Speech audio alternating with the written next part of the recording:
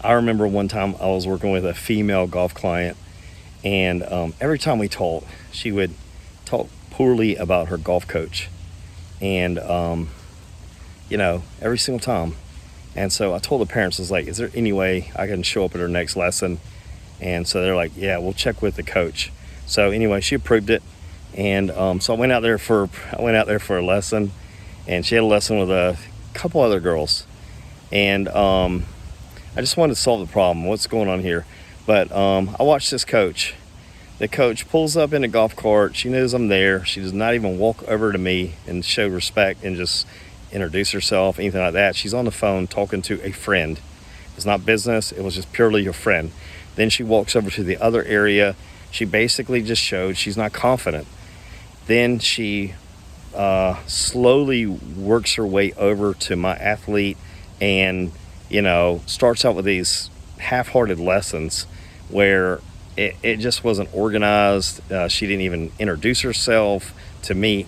I don't know if she ever introduced herself. I mean, she just wasn't on her game. And I stayed there for an hour and I watched this poorly done lesson. And I called up the parents. I was like, "What kind of contract are you on?" They're like, "It ends in 2 months." I was like, do not re-sign.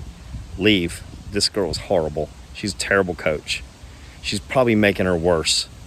And so they were kind of like, "Well, we've heard this and this." I'm like, "She's horrible." So my girl did, she went, and I just told her, work on your own stuff when you're there. This girl was very critical and everything else. And I just told my girl, work on your stuff and just don't listen to her too much.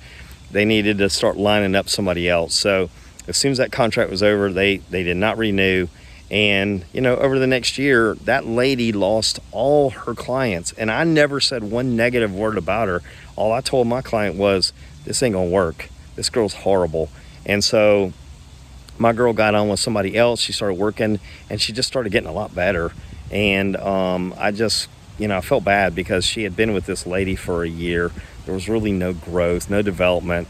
And I just think that if you're working with a coach, it's not working, you got to end it. You got to find somebody that's really good, that you like, that's working well. So all that being said, I'm a mental performance coach. I live down in Ponte Vedra, Florida. My name is Jay Holgate. I'm listed as Coach Jay on Psychology Today. So God bless.